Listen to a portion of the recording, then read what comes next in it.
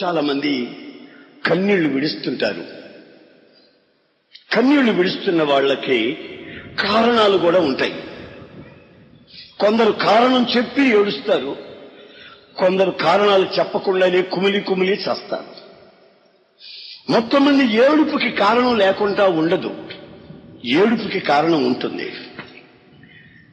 మనం ఏడుస్తున్నామంటే మన ఏడుపులు వేరు. కానీ ప్రభువైన యేసుక్రీస్తు ఎందుకు ఏడ్చాడు? ఓ ప్రశ్న.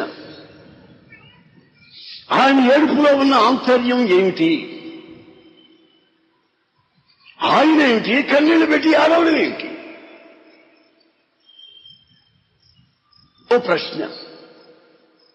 మన వాళ్ళు కొంతమంది రోగం వచ్చినప్పుడు ఏడుస్తారు, రోగానికి మందులు ఇప్పించకపోతే ఏడుస్తారు, బంగారు కొనిపెట్టమన్నప్పుడు కొనిపెట్టకపోతే ఏడుస్తారు, వాళ్ళకి నచ్చిన వాళ్ళతో పెళ్లిళ్ళు కానీ చేయకపోతే ఏడుస్తారు, కోరుకున్న వెంటనే ఇల్లు కానీ తన పేరు మీద రాయకపోతే ఏడుస్తుంది. నువ్వు చచ్చిన తర్వాత నీ డబ్బంతా నాకేం రాయమంటది, రాయకపోతే ఏడుస్తుంది. ఎవరి ముందు చచ్చేది అది తెలుసు.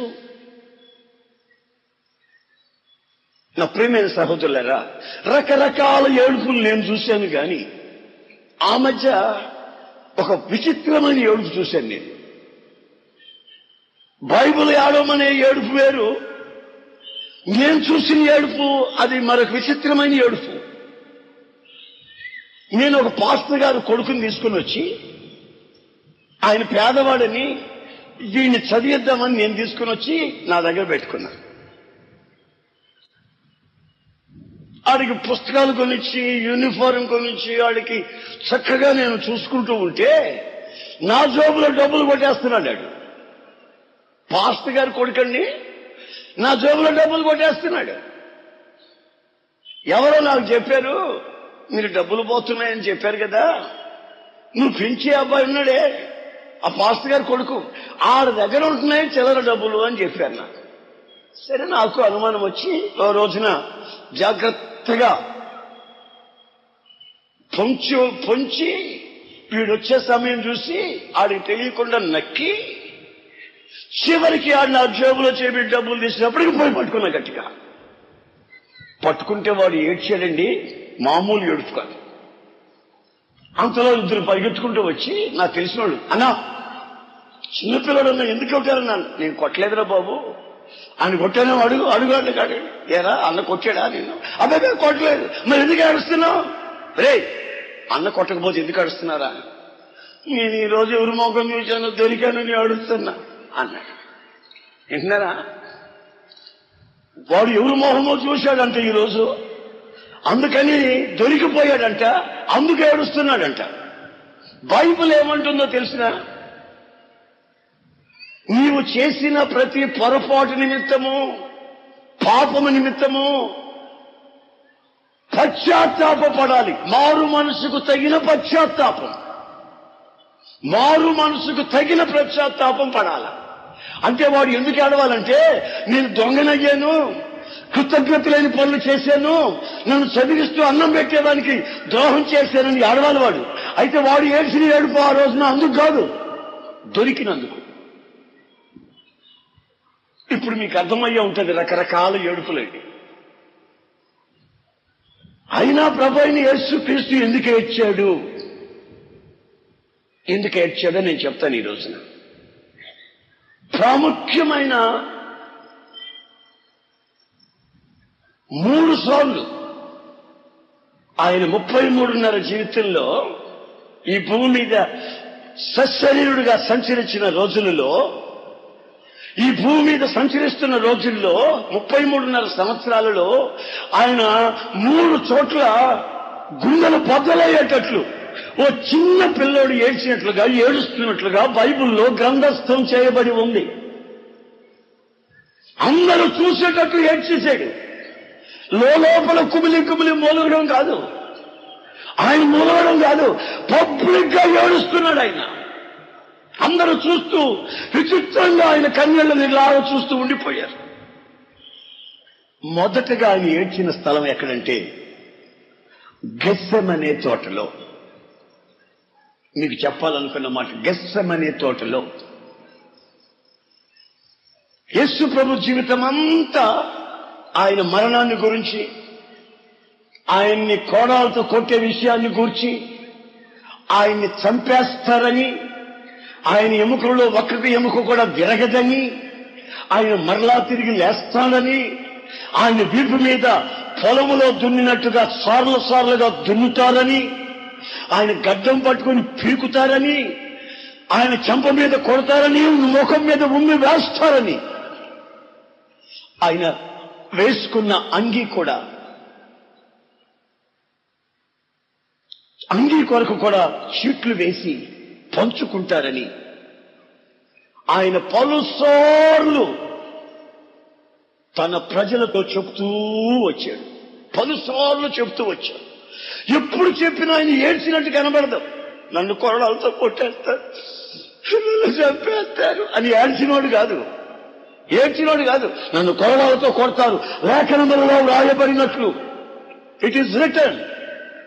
ప్రవక్తలు ప్రవశించిన ఆ వ్రాతలను బట్టి నన్ను కొడతారు, బళ్ళాలతో పొడుస్తారు, అన్యాయమైన తీర్పు తీర్చబడుతుంది.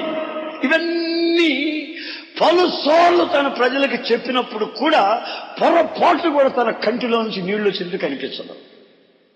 ప్రవచనాలు ఇలా నెరవేర్చబడతాయని చెప్తా ఉండేవాడు. అయితే శిలువ మరణము సమీపిస్తున్నప్పుడు గెస్సెమనే తోటకు వెళ్ళాడు. తన శిష్యులను తీసుకొని రాయి వేతంత దూరంలోకి వెళ్ళిపోయి ఒంటరిగా కూర్చున్నాడు.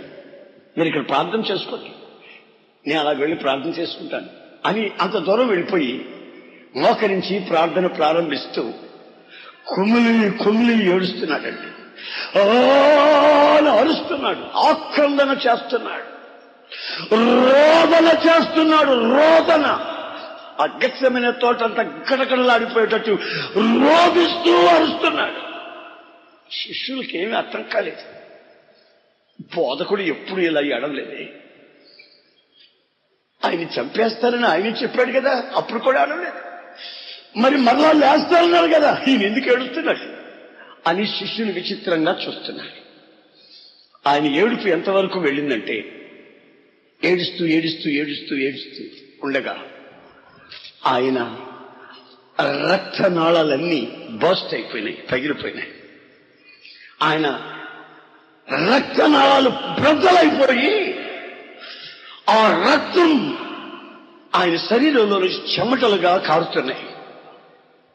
ఆయన రక్తపు మడుగులోకి వెళ్ళిపోయాడు. ఏడుస్తున్నాడు.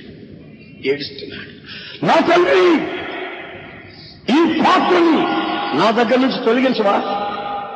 అయినా నా చిత్తం కాదు, నీ చిత్తమే సిద్ధించును కాక అన్నాడు. ఏడుస్తున్నాడు. నా తండ్రి, ఈ పాత్రను నా దగ్గర నుంచి తొలగించు తండ్రి, అయినా నా చిత్తం కాదు, నీ చిత్తమే నెరవేరాలి. ఇక మూడోసారి ఆ పాత్ర ఎక్కడి నుంచి వస్తుందో, ఎవరి చేతిలో ఉందో, ఆ పాత్రలో ఏముందో గుర్తించిన యేసయ్య మరీ తీవ్రంగా ఏడుస్తున్నాడు. ఆ పాత్రలో ఏముందో తెలుసా? మానవాళి చేసిన పాపం ఆ పాత్రలోకి వచ్చింది. ప్రపంచంలో మానవాళి చేసిన పాపం ఆ పాత్రలోకి వచ్చేసింది అంతా. ఆ పాత్రలో మీరు త్రాగితే ఈయన శరీరం అంతా పాపపు ముద్దగా మారిపోద్ది. పాపపు ముద్దగా మారిపోయిన తరువాత అంతవరకు చేయి పట్టుకున్నటువంటి తండ్రి యేసయ్యని చేయి వదిలేస్తాడు. ఆ సంగతి యేసయ్యకి తెలుసు. పాపిని పట్టుకొని ఉండలేడు. నా తండ్రి పరిశుద్ధుడు,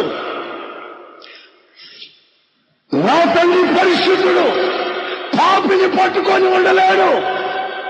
నా శరీరం పాపముద్దగా మారితే మరుక్షణం నా తండ్రి నన్ను వదిలేస్తాడు అని తలంచినప్పుడు, అయ్యా నీవు నన్ను వదిలిపెట్టే క్షణం నేను సహించలేను. నా వల్ల కాదు బాబు, నా వల్ల కాదు, ఈ పాత్ర నేను తాగితేనే కదా నా శరీరం అపవిత్రపరచబడిపోతుంది, అప్పుడే కదా నీవు నా చేతిని వదులుతావు. నీవు నా చేతిని వదలకుండా ఉండే పద్ధతి ఏమైనా ఉంటే అది చేయండి, అయినా నా చిత్తం కాదయ్యా, నీ చిత్తమే సిద్ధించును కాక. యేసుక్రీస్తు మనసులో ఒక ఆలోచన, నాకు ఒక పరిశుద్ధమైన స్థలాన్ని, ఆ శరీరాన్ని ఏర్పాటు చేసి ఈ భూమి మీదకు పంపించాడు నా తండ్రి. నా తండ్రితో నేను ఉన్నాను, ఏకైక కుమారుణ్ణి, విడిచిపెట్టలేని బంధం, అది ఆత్మీయ బంధం. ఈ బంధాన్ని తెంచుకొని నేను భూలోకానికి వస్తే ఆయన ఓ పరిశుద్ధ స్థలాన్ని, పరిశుద్ధ శరీరాన్ని నాకు ఇచ్చి భూలోకానికి తీసుకొచ్చాడు. అయినా ఆయన నన్ను పట్టుకొనే ఉన్నాడు, నన్ను నడిపిస్తున్నాడు, నన్ను మాట్లాడిస్తున్నాడు, నా ద్వారా అద్భుతాలు మహత్కారాలు చేస్తున్నాడు అని యేసుక్రీస్తు ఎప్పుడు చెప్తూనే ఉండేవాడు. ఈ రోగిని బాగు చేసింది ఎవరు? ఇది నా తండ్రి చేత. వీళ్ళకి ఆహారం పెట్టింది ఎవరు? 5,000 మందికి. ఆకాశం వైపు చూసేనా, అక్కడి నుంచి దిగొచ్చిన ఆశీర్వాదం నా తండ్రి దగ్గర నుంచి వచ్చింది. ఇదంతా నా ముఖం చూస్తారండి అన్నట్టుగా తండ్రిని మహిమపరుస్తూ వచ్చాడు. తండ్రి తనను పట్టుకునే వచ్చాడు. యేసయ్య ద్వారా ఆశ్చర్యమైన కార్యాలు దేవుడు తండ్రి చేస్తూనే వచ్చాడు. ఇప్పుడు ఏం జరగబోతుందంటే, మన పాపం ఆయన మీద పడితే ఆయన పాపం ముద్ద అవుతాడు, పాపం ముద్దగా మారితే ఆయన చేయి విడిచేస్తాడు. మీరు కావాలంటే బైబిల్లో చదివి చూడండి. యేసుక్రీస్తు శిలువలో వేలాడుతున్నప్పుడు ఏమన్నాడు తెలుసా? నా తండ్రి, నా తండ్రి, నన్ను ఎందుకు చేయవచ్చావు అని ఒక కేకేశాడు. అంటే తండ్రి విడిచాడా, విడవలేదా? తన కుమారుణ్ణి తండ్రి విడవడం ఏంటి? విడవకపోతే ఈయన అబద్ధం చెప్తాడా? యేసు ప్రభు అబద్ధం చెప్పడు కదా. విడిచిపెట్టాడు కనుకనే, విడిచిపెట్టావు ఎందుకని అని అడుగుతున్నాడు. ఎందుకు విడిచిపెట్టావంటే తండ్రి అంటాడు, నేను పాపానికి సమీపంగా ఉండలేను కదా, నువ్వు పాపం మొత్తం అయిపోయావు, నిన్ను పట్టుకోలేను, నా కుమారుడిపైన నిన్ను పట్టుకొని ఉండలేను, నేను నీకు దూరం అయిపోతానని దూరం అయిపోయాడు. అది ఎంత దూరం అయ్యాడు? 2-3 గజాలు దూరం అయిపోయాడు. ఎన్ని రోజులు దూరం అయ్యాడు? 2-3 గంటలే దూరం అయ్యాడు.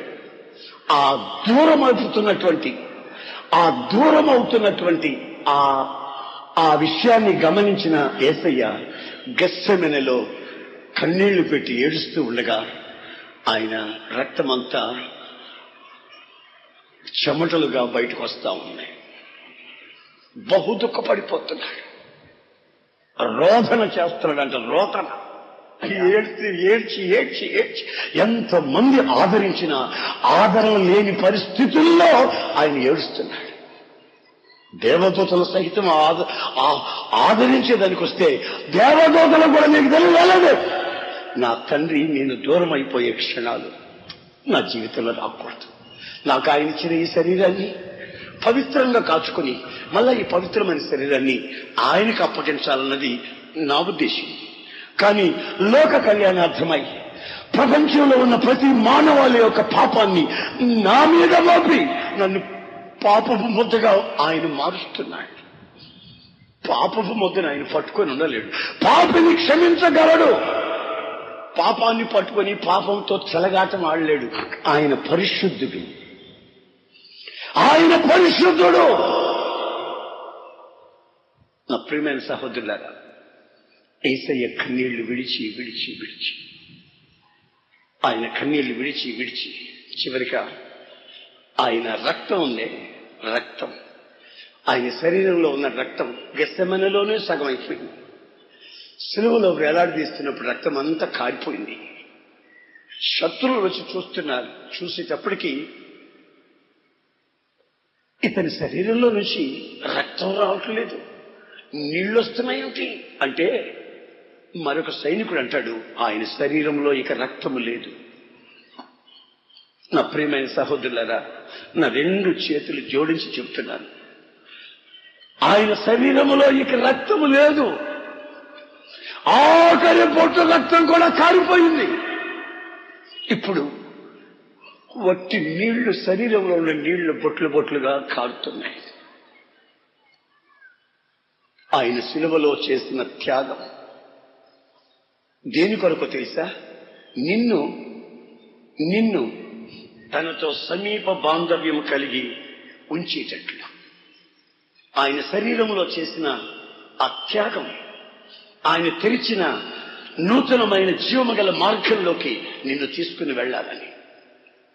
ఆయన బ్రతికున్న రోజుల్లో, సశరీరంగా తిరుగుతున్న రోజుల్లో ప్రార్థన చేస్తున్నాడు, నా తండ్రి నీవు నేను ఐక్యమై ఉన్నాం, నాలో నీవు నీలో నేను ఉన్నాను, మనలో వీళ్ళు కూడా ఉండునట్లు, ఇదిగో మీరు నాకు ఇచ్చిన ఈ ప్రజలు మనలో ఉండునట్లు, మనం వాళ్ళలో ఉండునట్లు.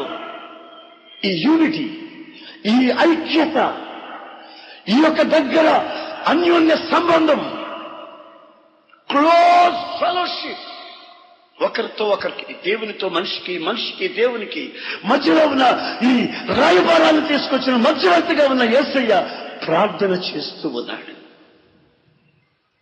ఈరోజు మీరు గమనించండి, దేవునికి దూరమైన 3 గంటలకే ఆయన అన్ని కన్నీళ్లు విడిచి రక్తము కూడా చెమటలుగా మారేటట్టు రోదన చేస్తే, మరి నీవు ఈ రోజున దేవునికి ఎంత దూరమై ఉన్నావో ఒకసారి ఆలోచించు. ఈ మొదటి రోజున ఈ సందేశం నిన్ను ప్రశ్నిస్తుంది. ఏమని? నీవు దేవునికి ఎంత దూరములో ఉన్నావు? పాపము చేసిన ప్రతి ఒక్కడు, అక్రమాలలో తిరుగుతున్నవాడు, త్రాగుబోతై, వ్యభిచారి అయి, పేకాడుతూ నీచమైన కార్యక్రమాలకు లోబడి వెర్రి వేషాలు వేస్తున్న ప్రతి ఒక్కరి జీవితంలో దేవునికి ఎంత దూరమై ఉన్నారు? ఆ దూరాన్ని గురించి నీకు చీమ కుట్టినంత నొప్పి కూడా లేకుండా ఇష్టముచ్చట్టు ప్రవర్తిస్తూ దేవునికి దూరమై, కన్నీళ్ల మయమై, రోగిగా మార్చబడి, శాపాన్ని తెచ్చిపెట్టుకుంటూ జీవితకాలం అంతా కన్నీళ్లలో రోధిస్తున్నావే తప్ప దేవునికి నేను దూరం అయిపోయాను, నా శరీరంలో నేను చేసిన పాపం, నా మనస్సులో నేను తలుస్తున్న నీచమైన తలంపులు నా దేవునికి నన్ను దూరం చేసేస్తున్నాయి. కనుకనే నా ప్రార్థన ఆయన ఆలకించట్లేదు. ఆయన నా ప్రార్థన ఆలకిస్తే ఆయన నాకు జవాబు అనుగ్రహించేవాడు. ఆయన పరిశుద్ధతను కోరుకునేవాడు, ఆయన పరిశుద్ధుల్ని సమీపించేవాడు. ఆయన రక్తం సకల పాపం నుంచి కడిగి శుద్ధి చేసి మనిషిని విడుదల చేస్తుంది. కనుక ఆ పవిత్రమైన రక్తముతో కడగబడితే నేను నా యేసయ్యని సమీపించి ఆయన కౌగిల్లోకి వచ్చి ఆయన ప్రేమ అనే ధ్వజాన్ని నా మీద ఎత్తి ఆయన సకల ఐశ్వర్యానికి నన్ను అర్హత కలిగిన మనిషిగా మారుస్తాడు. ఎందుకు నేను ఇలాగ దూరం అయిపోవాలి? ఎందుకు ఈ నీచమైన బ్రతుకు బ్రతకాలి? ఎందుకు ఈ వర్షవాయులు తప్పి పశువులాగా బ్రతకాలి? వర్షవాయులు తప్పి పశువులాగా ఎందుకు బ్రతకాలి? భార్యను మోసం చేసి, భర్తను మోసం చేసి, పిల్లల్ని మోసం చేసి, మనుషుల్ని, స్నేహితులను మోసం చేసి ఎందుకు ఈ నీచమైన బ్రతుకు? కష్టార్జితమంతా వడ్డీ కట్టాల్సి వస్తుంది. కష్టార్జితమంతా తీసుకెళ్లి రోగాల వల్ల హాస్పిటల్కి దారబోయాల్సి, డాక్టర్లకు దారబోయవలసి వస్తుంది. డాక్టర్లు తింటున్నారు. నా బ్రతుకులో ఓ నెమ్మది నాకు ఉండదా? నా బ్రతుకులో ఈ కన్నీళ్ళకి ముగింపు లేదా? నా బ్రతుకులో ఈ రోగం నన్ను మరణానికి తీసుకుని వెళ్ళిపోతుందా? ఈ రోగంలోంచి విడిపించేవాడే లేడా? యేసుక్రీస్తు ఏమంటున్నాడు తెలుసా? ప్రయాసపడి భారాన్ని మోస్తున్న నా ప్రజలారా, కమ్ టు మీ, నా దగ్గరికి రండి, నేను మీకు విశ్రాంతి ఇస్తాను. నేను సిలువలో పొందిన గాయాలు, ఆ గాయాల చేత నీకు స్వస్థ అనుగ్రహిస్తాను. ఆయన గాయపడిన హస్తం చేత ఈ రాత్రి మిమ్మల్ని ఒక్కొక్కరిని ముట్టుటకు ఆశిస్తున్నాడు. ఆ స్పర్శ మీరు ఈ రోజున అనుభవించి ఇక్కడి నుంచి వెళ్ళాలి. ప్రభువా నన్ను ముట్టు. నోట్లో క్యాన్సర్, గర్భాశయంలో క్యాన్సర్, థ్రోట్లో క్యాన్సర్, బోన్ క్యాన్సర్, రకరకాల శపించబడిన రోగాల మధ్య వైద్యము లేని రోగాల చేత పీడింపబడి మనిషి నిలువున నీరైపోయి మరణానికి దగ్గర అవుతూ ఉంటే మరణమును జయించిన యేసయ్య, దేవునికి దూరము కాకుండా ఉండాలని ప్రయత్నించి కన్యని విడిచిన యేసయ్య ఈరోజు నీతో చెప్తున్నాడు, నీవు ఎంత లోకానికి దగ్గరైపోయావో నాకు అంత దూరం అయిపోతున్నా. లోకానికి నువ్వు దగ్గరైపోయావు అనుకోండి, పాపానికి దగ్గరైపోయావు అనుకోండి, నాకు దూరం అవుతావు. నాకు దగ్గరగా వచ్చావనుకోండి, నీవు లోకానికే దూరం అయిపోతావు. గనుక నేను నీకు కావాలా, లోకం కావాలా? యేసు ప్రభు శిష్యుల్లో ఒక వ్యక్తి, అతని పేరు పేతురు రాయప్ప. ఈ పేతురు అనే వ్యక్తి యేసు ప్రభు దగ్గరకు ఒక రోజున వచ్చాడు. ఆయన మరణ పునరుద్ధానాల గురించి చెప్తూ ఉంటే, కాపర్నైనా నన్ను కొడతారు, గొర్రెలన్నీ చెదిరిపోతాయి అని చెప్తూ ఉంటే, ఈ పేతురు ఉండేవాడు ఊరుకోకుండా ఏమన్నాడు తెలుసా? బోధకుడా, వీళ్ళందరూ వెళ్ళిపోయినా సరే నేను నిన్ను విడిచిపెట్టి వెళ్ళను. వీళ్ళంతా ఒట్టొట్టోళ్ళు ప్రభువా, నేను గట్టోడిని, నేను మహాభక్తుడిని ప్రభువా, వీళ్ళంతా ఒట్టొట్టోళ్ళు, నా ప్రాణాన్ని ఇవ్వాల్సి వచ్చినా నీ కొరకు నేను ప్రాణాన్ని ఇస్తాను అనుకుంటున్నావేమో అని చాలా బడాయి మాటలు చెప్పాడు. భక్తి గల మాటలు కాదు, బడాయి మాటలు చెప్పాడు. అయ్యా, అందరూ వదిలిపెట్టినా నేను నిన్ను పట్టుకొని ఉండాలనుకుంటున్నానయ్యా, నాకు ఆ ధైర్యం వచ్చేటట్టు ప్రార్థన చేయమని మనం కోరుకోలేదు. అందరూ వెళ్ళిపోయినా నేను వెళ్ళను, నేను మహాభక్తుడిని, ఎలాగా కాదు, నేను మహాభక్తుడిని. బడాయి మాటలు. శిలువ వేయక ముందు న్యాయ తీర్పు విధిస్తున్న ఆయన్ని గెత్సెమనెలో అరెస్ట్ చేసి సంకెళ్ళు వేసి తీసుకెళ్లి అధికార మందిరాలు తిప్పి, గవర్నర్ దగ్గర తిప్పి, రకరకాల న్యాయ తీర్పులు విధించి ముసుగు వేసి గుద్దుతున్నారు. నువ్వు ప్రవక్తవు కదా, ఎవరు గుద్దింది చెప్పు? ఇప్పుడు నేను గుద్దాం, మేము మా నలుగురు గుద్దాం. ఎవరు ఎక్కువ గుద్దా చెప్పు? ప్రవక్త కదయా, చెప్పయ్యా. ముసుకేసి పో అని ముఖాన్ని మూసి గడ్డం పట్టుకుని పీకి ముళ్ళ కిరీటాన్ని నెత్తిన పెట్టి, ఆ పెట్టిన ముళ్ళ కిరీటం మీద పెడవని కర్ర తీసుకొని మరలా కొడితే ఆ ముళ్ళన్నీ ఒక్కసారి మెదడులోకి వెళ్ళిపోతే, ఆ ముళ్ళన్నీ ఒక్కసారి కళ్ళల్లోకి వెళ్ళిపోతే, ఆ ముళ్ళన్నీ ఒక్కసారి కణతల్లోకి వెళ్ళిపోతే, ఆ భయంకరమైన ఆవేదన పడుతూ ఆయన గవర్నర్ ఎదుటి నిలబడ్డాడు. రక్తశక్తమైన శరీరంతో నిలబడ్డాడు యేసుక్రీస్తు. అప్పుడు అందరూ వెళ్ళిపోయారు, కానీ పేతురు వెళ్ళలేదండి. పేతురు వెళ్ళలేదు, కానీ యేసయ్యకి దగ్గరగా లేడు. బైబిల్లో రాసిన మాట ఏంటంటే, పేతురు యేసయ్యను దూరముగా వెంబడించెను. ఎలా వెంబడించండి చెప్పండి? దూరముగా. యేసయ్యని ఇక్కడ అరెస్ట్ చేశారనుకోండి, ఈయన అక్కడ ఉంటాడు. ఈయన ఇలా తీసుకెళ్లిపోయారనుకోండి, అక్కడి నుంచి మళ్ళీ ఇక్కడికి వచ్చి చూస్తాడు దూరంగా. యేసు ప్రభుని ఎక్కడ తీసుకెళ్తున్నారు, అక్కడ సాటును గోడ పక్క నుండి చూస్తాడు. యేసు ప్రభు కొంచెం మరుగైపోయాడు అనుకోండి, మరలా అక్కడి నుంచి ఇక్కడికి వచ్చి ఎక్కడికి వెళ్ళాడని చూస్తాడు. మొత్తం మీద అందరూ వెళ్ళిపోయినట్టు వెళ్ళిపోలేదు, కానీ ఆయనని దగ్గరగా వెంబడించలేదు. ఆయనకి దూరం అయిపోతూ వెంబడించాడు. దూరం అయిపోతూ.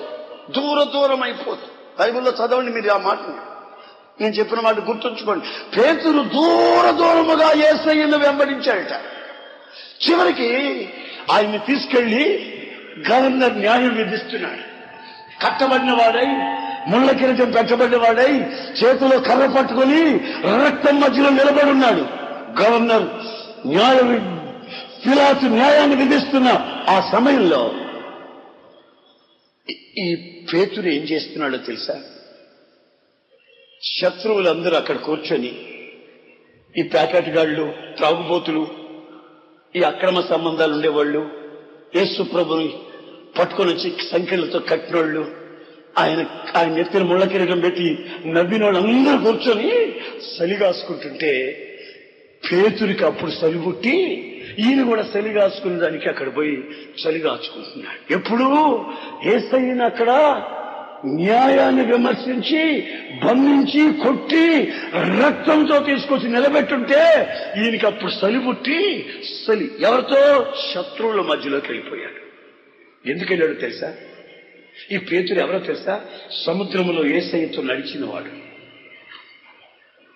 5 రొట్టెలు 2 చిన్న చేపల్ని ఆయన చేతిలో నుంచి అందుకొని ప్రజలకు పంచిపెట్టినవాడు.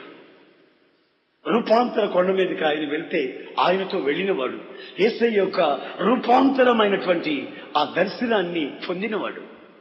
అయితే దూరం అయిపోయాడు. ఇప్పుడు యేసయ్యకి దూరం అయిపోయాడు. యేసయ్యకి దూరం అయిపోయాడు. దూరం అయిపోయేసరికి ఈ శత్రువులకు దగ్గరికి అయిపోయాడు. దేవునికి దూరం అవుతున్నవాడు శత్రువులకు దగ్గర అయిపోయాడు. శత్రువుల దగ్గర పోయి చలిగాచుకుంటున్నాడు. చలిగాచుకుంటున్న సమయంలో ఏం జరిగిందో తెలుసా? ఒక చిన్న పాప లేచింది పైకి.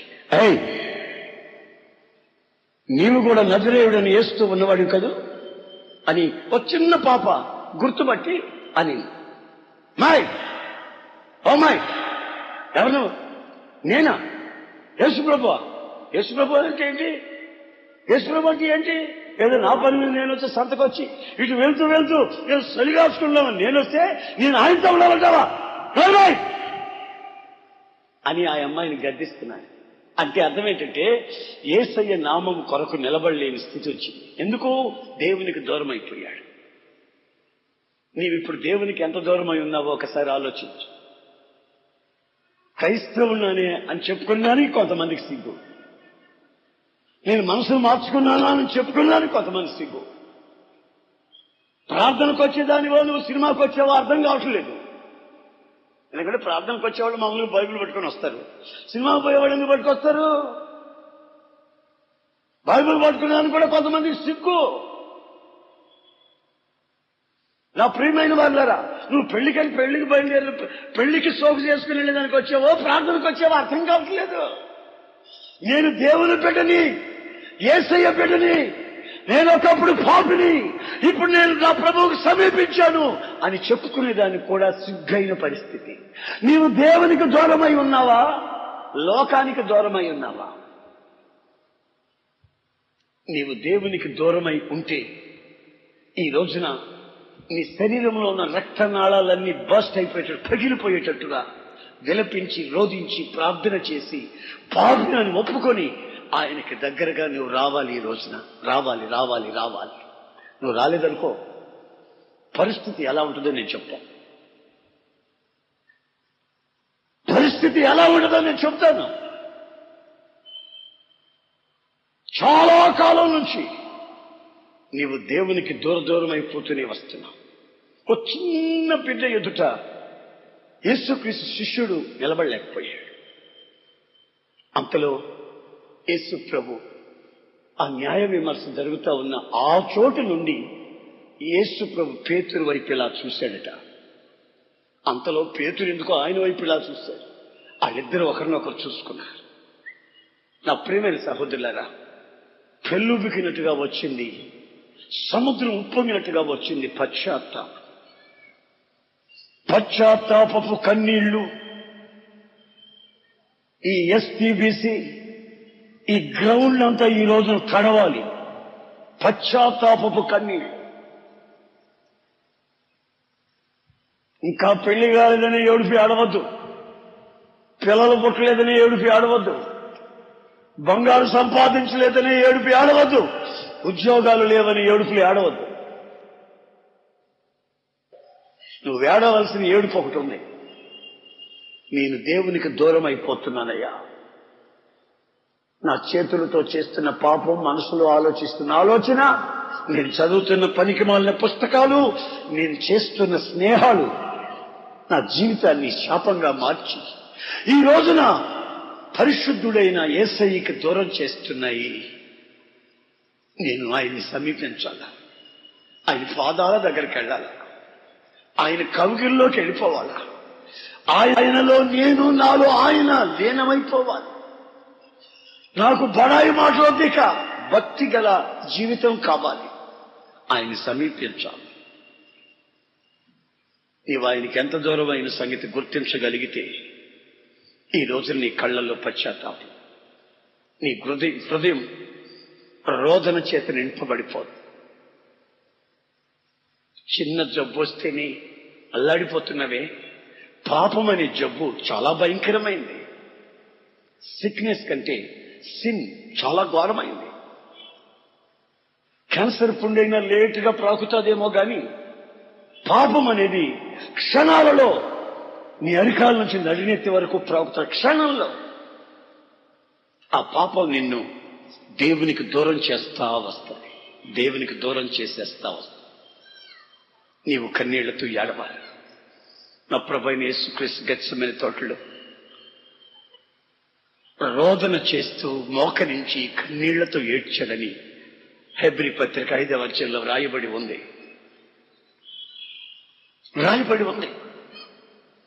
మరి నువ్వు ఏడుస్తున్నావా?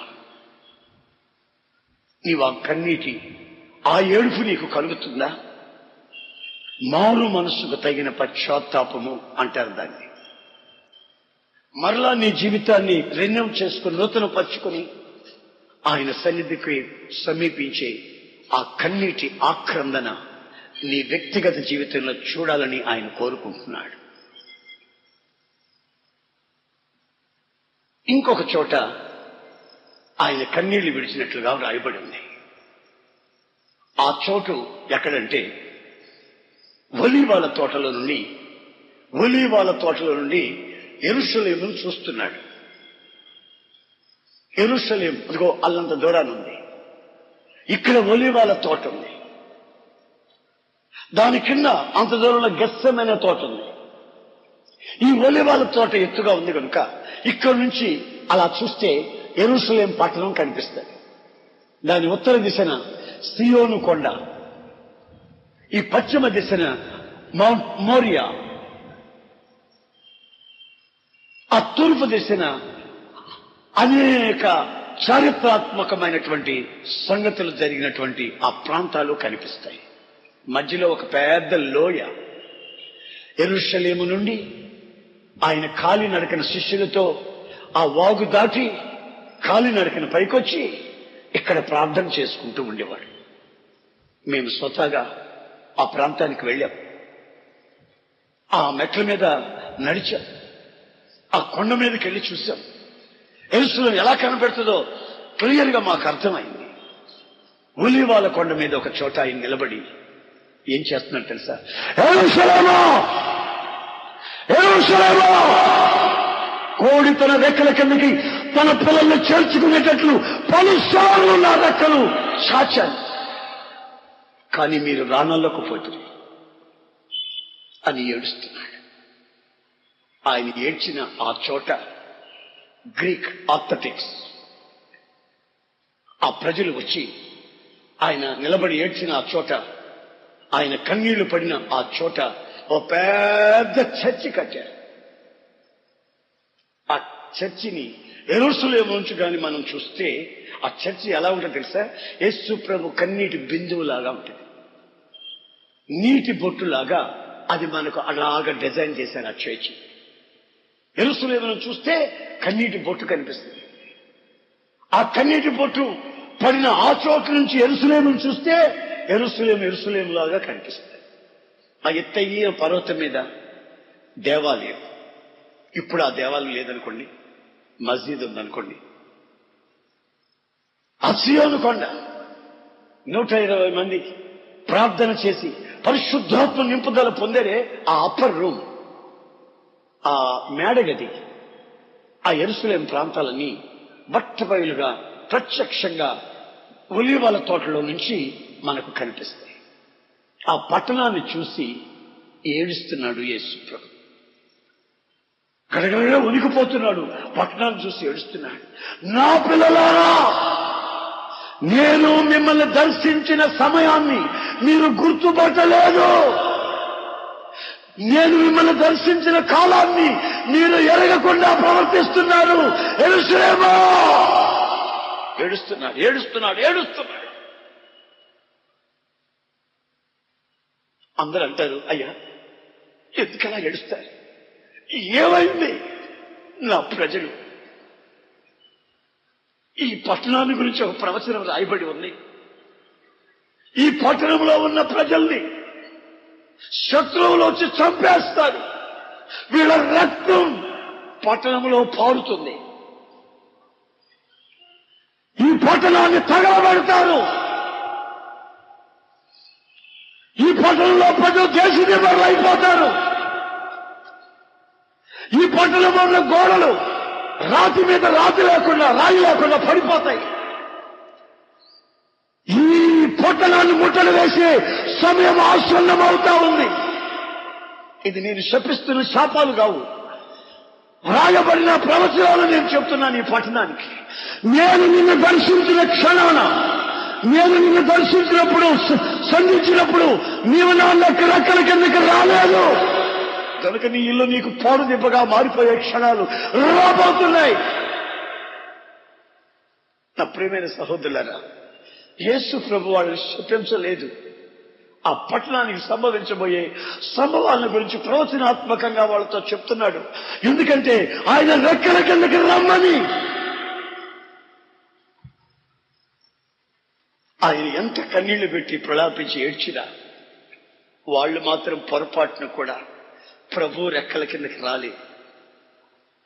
చివరికి ఆయన్ని న్యాయం విధించి, ఈయన నిరపరాధి, ఈయన మీద ఏ నేరము లేదు, మేము ఈయన్ని పండక్కి వదిలిపెడుతున్నామంటే వాళ్ళు ఏమన్నారు తెలుసా? వీడిని వదిలిపెట్టద్దు, బందిపోడు దొంగని వదిలిపెట్టండి, వీడిని వదిలిపెట్టద్దు, వీడిని చంపండి, ఈ రక్త బలి మా మీద ఉంటుంది, ఈ రక్త బలి మా మీదకు వచ్చేదివ్వండి, అది చంపండి అని ఆ పట్టణస్తులు కేకలు వేశారు.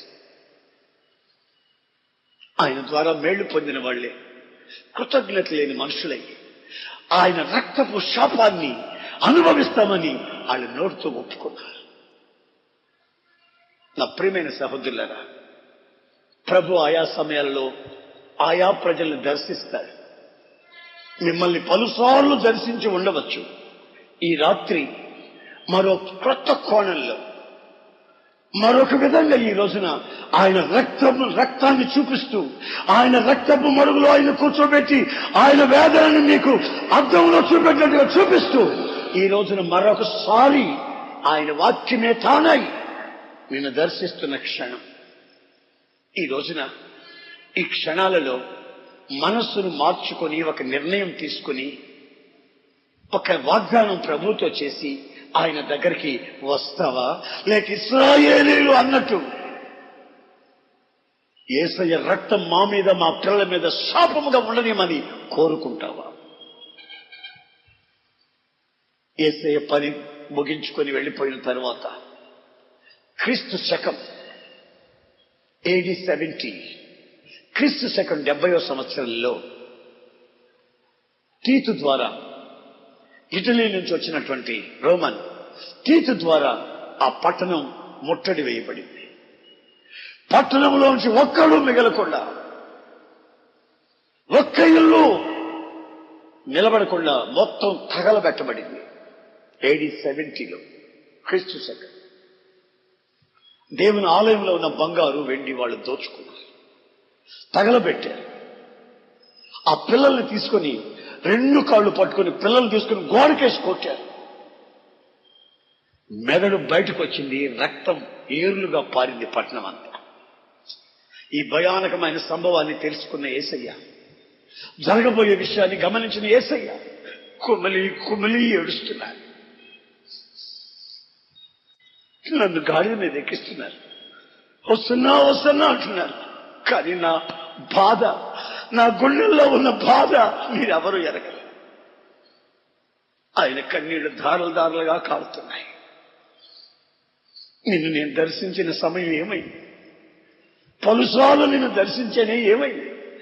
ఇంకా నా చెయ్యి వదిలిపెట్టి విచ్చలవిడిగా తిరుగుతున్నావు. ఇంకా నా చెయ్యి వదిలిపెట్టి పాపపు ఊపిలో పడిపోతున్నా, ఇంకా నా రెక్కల కిందకి రాకుండా, నా నీడలోకి రాకుండా, శపించబడిన నీడల్లోకంతా, పనికి మాలిన షెల్టర్స్ లోకంతా వెళ్ళి నీ జీవితాన్ని శాపంగా మార్చుకొని, నువ్వు జబ్బు తెచ్చిపెట్టుకొని, ఇంట్లో గుట్టుగా ఉన్న నీ ఇల్లాల జీవితాన్ని కూడా జబ్బులు తెచ్చిపెట్టావు. శపించబడిపోతున్నావు. పిల్లల జీవితాల్లో కూడా శాపం ప్రవేశిస్తుంది. నీవు తిరిగింది కాక పిల్లల జీవితాన్ని కూడా నాశనం చేస్తున్నావు.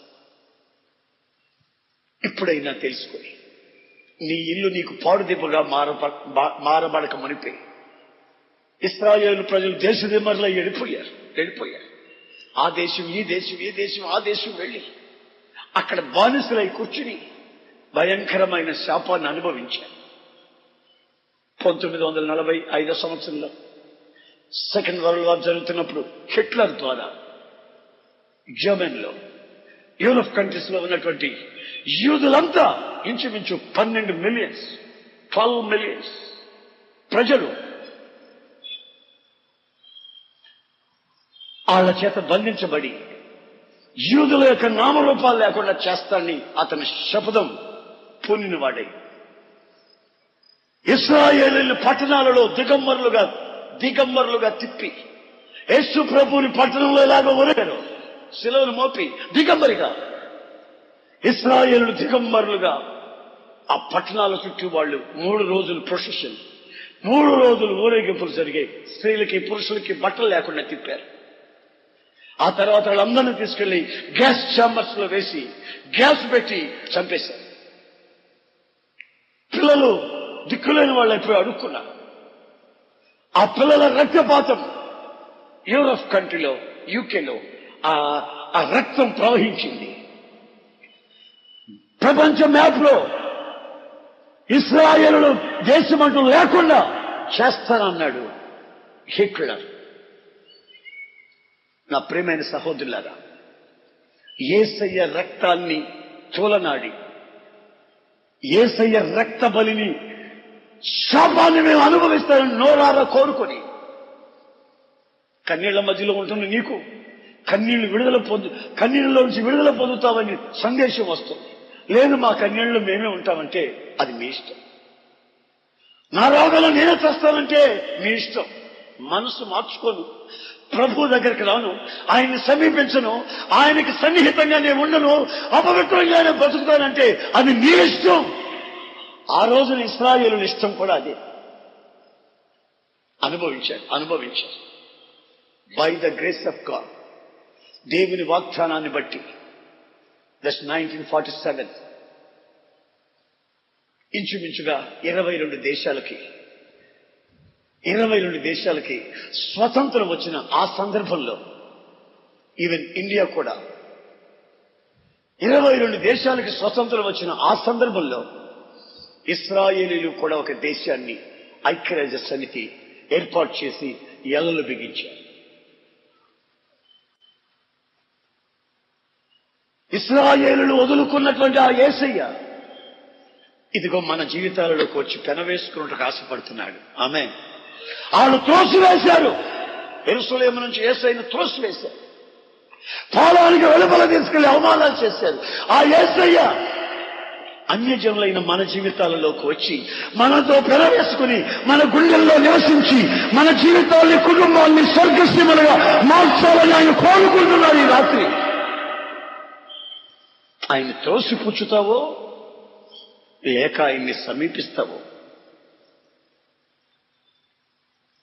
దేవునికి దూరమైన నీ బ్రతుకులో సమస్త శాపాలు, చీకటి శక్తులు నిన్ను సమీపిస్తాయన్న సంగతి వాస్తవం. ఈ మధ్య ఒక సంభవం జరిగింది, ఆలకించు. నేను ఒక రోజున ఓ రైల్వే స్టేషన్లో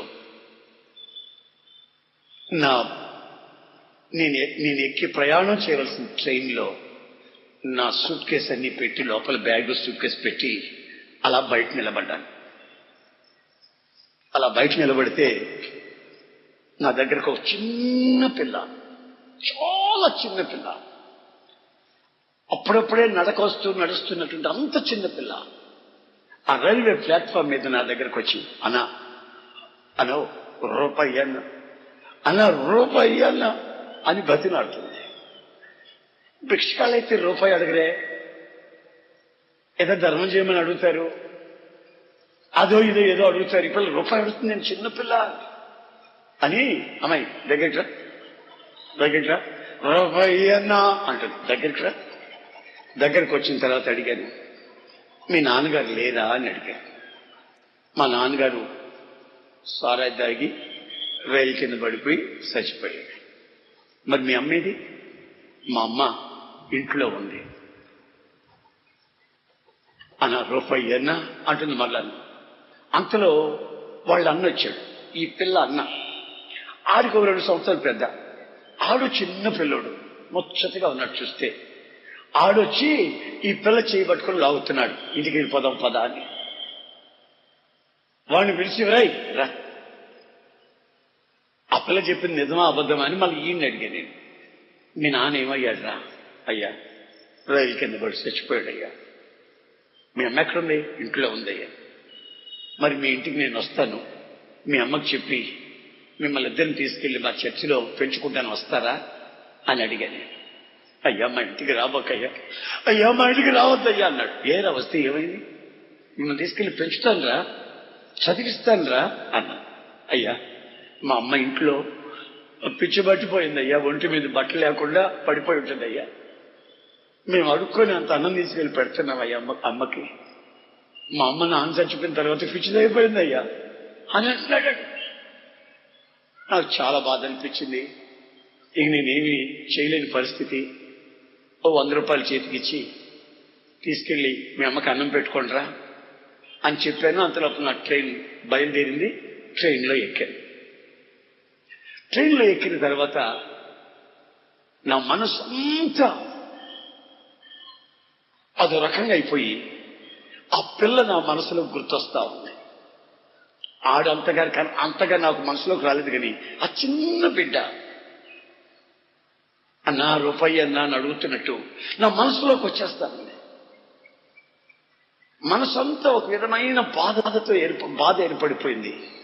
ఇక ఒంటరిగా కూర్చొని నేను ఆలోచిస్తా అలాగే 2-3 గంటలు ఉండిపోయాను. సడన్ గా ప్రభు నాతో మాట్లాడినట్లు ఒక విషయం నాకు బయలుపరచబడింది. అదేంటంటే, చూసేవా, ఆ పిల్లలు ఇప్పుడు ఉన్న వయసు, ఆ పిల్లల వయసు ఇప్పుడుండే వయసు ఎలాంటిదో తెలుసా?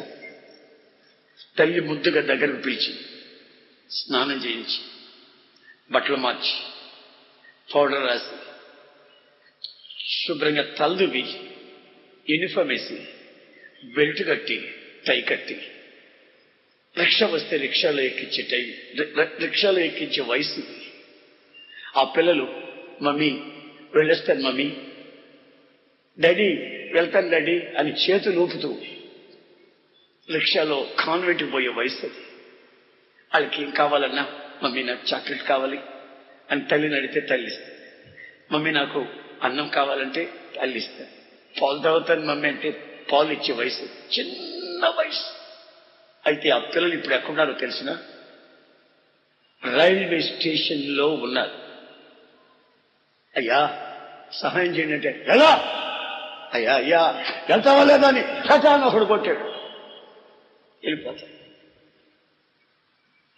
ఎవడో అటుబడి తిని తొక్క పడేస్తే ఆ తొక్క తీసుకుని ఆ పిల్ల తింటుంది.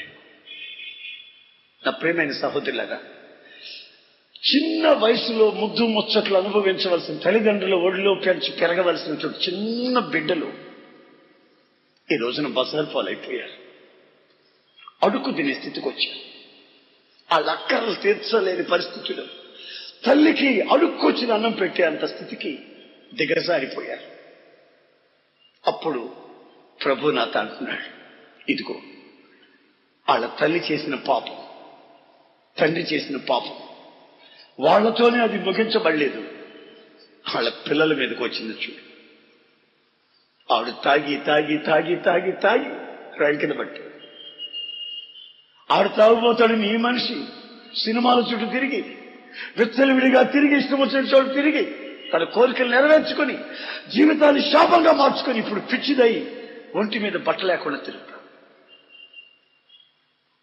తల్లిదండ్రుల శాపం ఆ చిన్న బిడ్డల మీదకి, ముక్కు పచ్చలారని బిడ్డల మీదకి వచ్చేసి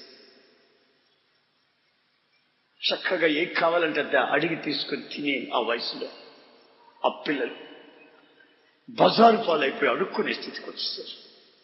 నా ప్రియమైన సహోదరులారా, మీరు చేస్తున్న పాపాలు అవి మీతోనే ముగించబడితే బాగుండేది.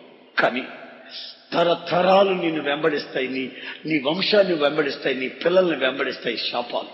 జాగ్రత్త. తరతరాల శాపాలకి నువ్వు గురైపోతావు.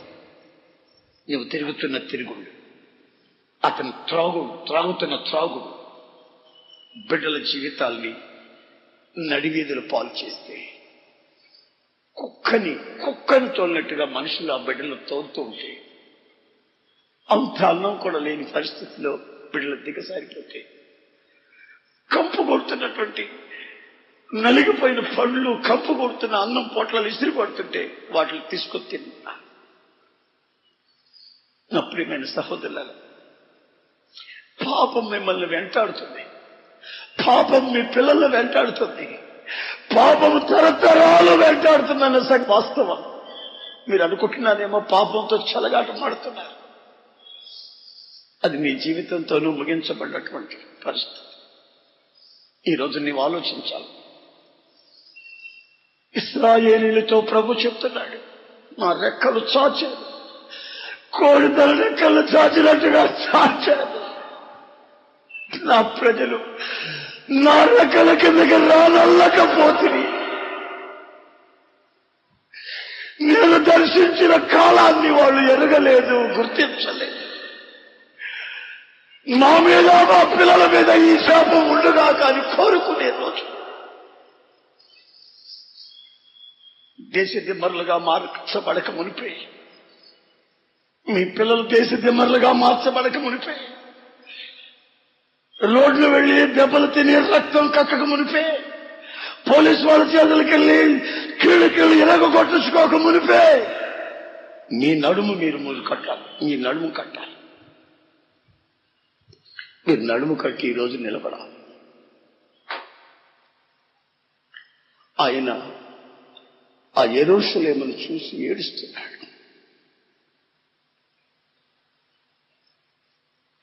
ఈరోజు ఈ సభలకు వచ్చిన మిమ్మల్ని చూసి, నీ పరిస్థితిని చూసి ఆయన ఏడుస్తున్నాడా, లేక ఆయనకి సమీపముగా ఉంది నిన్ను చూసి కౌగలించుకొని హత్తుకొని ఆనందిస్తున్నాడా? ఆయన్ని నీవు ఆనందింప చేస్తున్నావా, లేక మరలా ఆయన్ని వేధిస్తూ ఆయనకి దూరమై శాపాన్ని నీవు అనుభవిస్తూ ఉన్నావు? రక్తము చేత విడుదల, ఆయన గాయాలలో స్వస్థత. దయచేసి అందరు లేచి నిలబడి, దయచేసి అందరు లేచి నిలబడి.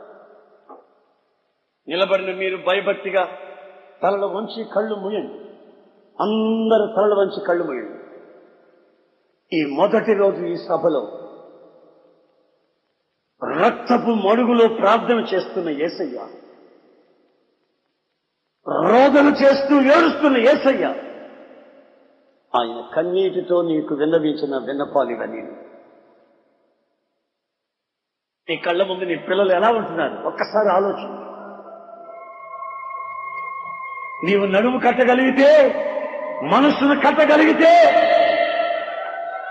ఈ రోజున నీ పిల్లల్ని కూడా ప్రభు ఆశీర్వదిస్తాడు. నీ బల్ల చుట్టూ ఓన్లీ వాళ్ళ మొక్కలై నీ పిల్లలు ఉంటారు.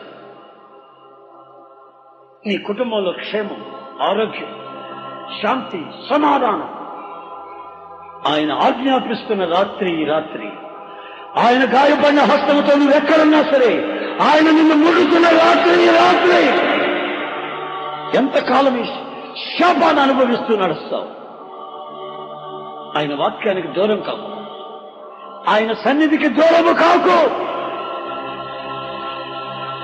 ఆయన మందిరానికి దూరము కాకు.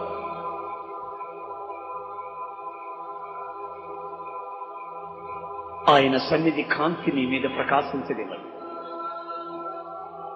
ఆయన కౌగిలిలో నీకున్నటువంటి నిత్య సంతోషం, దట్ ఈస్ ఇటర్నల్ లైఫ్.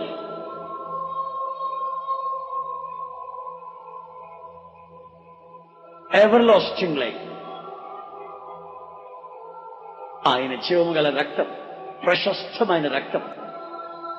ఈ రోజు నువ్వు పశ్చాత్తాపడగలిగితే, ప్రభువా నేను పాపిని, ప్రభువా నేను అతిక్రమాలు చేశాను, ప్రభువా నన్ను శాపం ఆవరించింది, నా కుటుంబాన్ని ఆవరించింది, నరకాగ్ని అనుభవిస్తున్నాను, ప్రభువు నన్ను క్షమించమని ఈ రాత్రి వేరాలను అడగగలిగితే,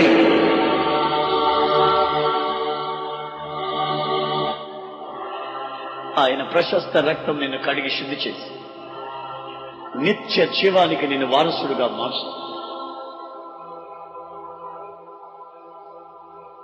thank you Lord. Thank you Jesus. పిల్లల కన్నా తల్లిదండ్రులు వేదన పడుతున్న ఆవేదన, రోగాల చేత బాధపడుతున్నటువంటి బాధ, ఆ కన్నీరు ఆయన ఈ రాత్రి చూస్తూ ఉన్నాడు. ప్రతి ఒక్కరిని చిన్న పిల్లలు మొదలుకొని వృద్ధాప్యంలో ఉన్న వాళ్ళ వరకు ప్రతి ఒక్కరిని ఆయన గాయపడిన హస్తం స్పర్శించుటకు సిద్ధముగా ఉంది, మిమ్మల్ని సమీపిస్తుంది. ప్రార్థన చేసుకోండి, ప్రార్థన చేసుకోండి, ప్రార్థన చేసుకోండి. తీర్మానం చేసుకున్న వాళ్ళు, నిబంధన చేసుకున్న వాళ్ళు, నాయనా నీకు మేట నేను కన్నీళ్లు విడిపించనయ్యా, అయ్యా ఇప్పుడు పశ్చాత్తాపడుతున్నానయ్యా, నా నిమిత్తం పశ్చాత్తాపడుతున్నాను, నా పిల్లల నిమిత్తమై పశ్చాత్తాపడుతున్నాను, నా శాపం నా పిల్లల మీదకి రానివ్వకుండా ప్రభువా కంచెలేసి కాపాడమని అడగండి. తరతరాల శాపం నుంచి నిన్ను విడుదల చేయటకు ఆయన ఆశిస్తున్న రాత్రి ఈ రాత్రి. తీర్మానం చేసుకున్న వాళ్ళు చేతులు పైకెత్తి ప్రార్థన చేయండి. తీర్మానం చేసుకున్న వాళ్ళు సిగ్గుపడద్దు. సినిమాల చుట్టూ తిరిగేటప్పుడు సిగ్గుపడండి, అప్పుల దగ్గరికి వెళ్ళేటప్పుడు సిగ్గుపడండి, క్రమం తప్పి అక్రమం చేసేటప్పుడు సిగ్గుపడండి. ఇప్పుడు దేవుని సన్నిధిలో సిగ్గుపడకండి, చేతులెత్తి ప్రార్థన చేసుకోండి. ఇప్పుడు మేము ప్రార్థన చేయబోతున్నాం. పరిశుద్ధుడు అయిన దేవా, మీకు స్తోత్రములు వందనములు చెల్లిస్తున్నాం ప్రభువా. ఈ రాత్రి వేళ ఈ మొట్టమొదటి మహాసభలో మీ దాసులను మీ సన్నిధిలో నిలువబెట్టి మీరు మాట్లాడినటువంటి ప్రతి మాటను బట్టి మీకు స్తోత్రం చెల్లిస్తున్నామయ్యా. మీరు మా కొరకు ప్రభువా కన్నీరు విడిచారని, ప్రభువా మేము మీకు దూరమై ఉన్నామని కన్నీరు విడిచారని, మీరు మమ్మల్ని దర్శించిన సమయాన్ని మేము గుర్తెరగక భయంకరమైన పరిస్థితుల్లో కుమిలిపోతున్నామని, మా స్థితిని చూసినప్పుడల్లా మీరు కన్నీరు విడిచారని, తండ్రి మీ చేయి విడిచినప్పుడు ఆ క్షణాన్ని తలంచుకుని నా తండ్రి నా చేయి విడవద్దు అని మీరు కన్నీరు విడిచారని, మీరు మా చేయి విడిస్తే మా జీవితాలు శాపాలుగా మార్చబడతాయని, ఈ రోజున అనేకులు మీ సన్నిధికి దూరమై అనుభవిస్తున్న శాపాలకి, దరిద్రతకి, రోగాలకి కారణం మీ సన్నిధికి దూరమై విచ్చలవిడిగా ప్రవర్తిస్తున్న ప్రవర్తనేనని ఈ రాత్రి ప్రభువా మీరు ఈ ప్రజలతో మాట్లాడిన ప్రతి మాటను బట్టి మీకు స్తోత్రం. వాక్యం విన్న ప్రతి బిడ్డ ఆ శాపము నుంచి విడుదల పొందినట్లుగా తీర్మానముతో చేతులు పైకెత్తి యేసయ్యా మీ సన్నిధి మాకు దూరం చేయొద్దయ్యా, మా అపవిత్రతలోంచి, మా పాపములోంచి, లోకాసులోంచి విడుదల పొందుతున్నాం. మమ్మల్ని ప్రభా మీకు సమీపంగా చేసి మీ రెక్కల నీడలో భద్రపరిచి, కోడి తన పిల్లల్ని మీ తన రెక్కల నీడలో దాచినట్లుగా మమ్మల్ని మా కుటుంబాలే మీ రెక్క నీడలో దాచి నీ క్షేమాన్ని, ఆశీర్వాదాన్ని, ఆరోగ్యాన్ని రక్షణను అనుగ్రహించి నీ నిత్య రాజ్యానికి సిద్ధపరచమంటూ తీర్మానంతో చేతులెత్తిన ప్రతి బిడ యొక్క తీర్మానాన్ని బలపరిచి నీ రెక్కల నీడలో చేర్చుకుని వీరి కుటుంబాలకు రక్షించి ఆశీర్వాదాన్ని, క్షేమాన్ని, ఆరోగ్యం ఇచ్చి నీ నిత్య రాజ్యానికి వారసులో ఉన్నట్లుగా తీర్చిదిద్దుతున్నందుకు నీకు స్తోత్రాలు చెల్లిస్తున్నాను. ఈ కార్యాన్ని అనేకుల జీవితాల్లో ఇప్పుడు మీరు ప్రారంభించినందుకు నీకు స్తోత్రాలు చెల్లిస్తున్నాను. ఉన్నతమైన ఆధ్యాత్మికమైన అనుభవాల్లో ప్రతి బిడ్డను మీరు నడిపించి వాక్యాన్ని బోధించిన మీ దాసుల్ని ఇంకా బలపరిచి అభిషేకించి వాడుకోను అయ్యా. మంచి వాతావరణం ఇచ్చి ఈ కూటమి ఆది నుండి అంతవరకు మీరే అధ్యక్షత వహించి జయకరముగా జరిగించిన దేవా మీకు స్తోత్రము చెల్లించుకుంటూ ప్రజల్ని ప్రభు ఉన్నతమైన అనుభవాలు నడిపించి నీ కృపలో భద్రపరిచి నీ పరిపూర్ణమైన రక్షణ మార్గంలో నడిపించమని నజరేయుడైన యేసు పరిశుద్ధ నామములో ప్రార్థించి వేడుకొంచున్నాను పరమ తండ్రి, ఆమేన్. మన ప్రభు అయిన యేసు క్రీస్తు యొక్క కృప, తండ్రి అయినటువంటి దేవుని యొక్క ప్రేమ, పరిశుద్ధాత్ముని యొక్క సన్నిధి, సహవాసము ఇప్పుడు ఎల్లప్పుడూ సదాకాలము మనందరికీ తోడై ఉండి నడిపించునుగాక. ఆమేన్, ఆమేన్, హల్లెలూయా.